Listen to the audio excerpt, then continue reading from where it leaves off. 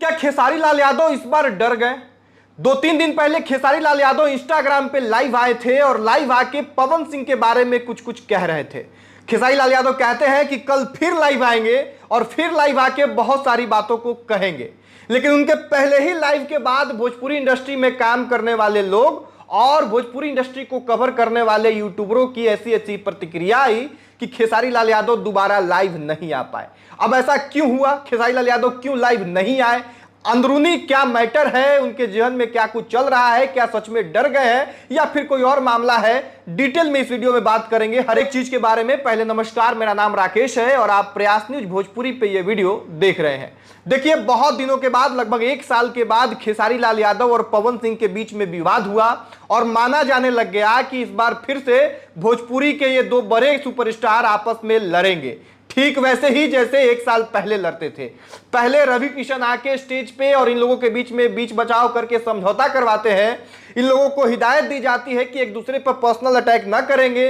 पवन सिंह खेसारी लाल यादव से रिक्वेस्ट करते हैं कि परिवार के बारे में नहीं बोलेंगे, लेकिन 1 साल बाद फिर जब विवाद शुरू हुआ तो खेसारी लाल यादव परिवार की भी चर्चा करते हुए नजर आते हैं।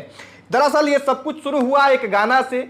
2-3 दिन पहले से इन लोगों के आसपास के लोगों में तो विवाद चल ही रहा था, लेकिन इसी बीच स्त्री 2 का जो बॉलीवुड का फिल्म है उसका एक गाना आता है और उस गाने को लेके पवन सिंह के लोग पवन सिंह की खूब बड़ाई करते हैं और उसी में खेसारी लाल यादव को शायद किसी ने टारगेट कर दिया, जिसको लेके खेसारी लाल यादव लाइव आते हैं और कहते हैं कि अपने लोगों को समझा लीजिए, नहीं तो फिर हम आएंगे तो पहले जैसा ही नतीजा होगा।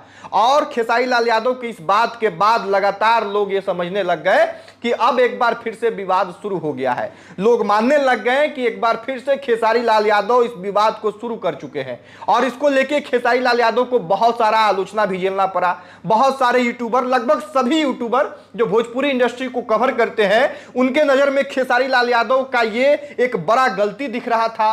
वो लोग वीडियो बना के ये कह रहे थे कि खेसारी लाल यादव की गलती है, खेसारी लाल यादव को फिर से आगे आके नहीं बोलना चाहिए, खेसारी लाल यादव एक बड़े सुपरस्टार हैं और किसी के भी बातों की प्रतिक्रिया खेसारी लाल यादव को आके नहीं देना चाहिए। उसके बाद खेसारी लाल यादव ने जो परिवार की बात कही थी, इस बात को लेके भी खेसारी लाल यादव को टारगेट किया गया और कहा गया कि परिवार को लेके फिर से खेसारी लाल यादव आ रहे हैं और यह सरासर गलत है।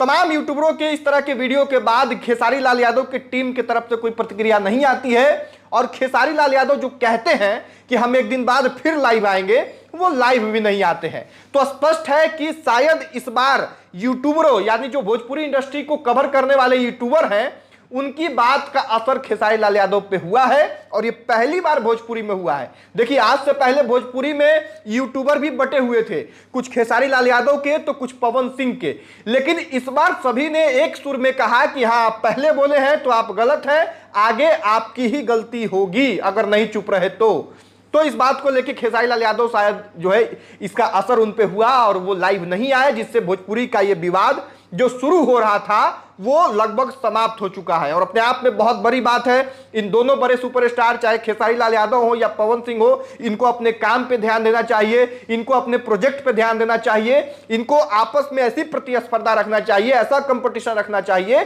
कि अगर आप एक बॉलीवुड का गाना गा रहे हैं तो हम 2 गाएंगे, आपका अगर एक गाना 50 मिलियन गया है तो हम 100 मिलियन वाला गाना देंगे। और अगर इस तरह का कंपटीशन होने लग गया, इस तरह की प्रतिस्पर्धा होने लग गई तो भोजपुरी आगे बढ़ेगा और इन दोनों कलाकार का भी फायदा होगा, भोजपुरी का भी फायदा होगा और भोजपुरी क्षेत्र में रहने वाले तमाम लोगों का भी मान सम्मान बढ़ेगा।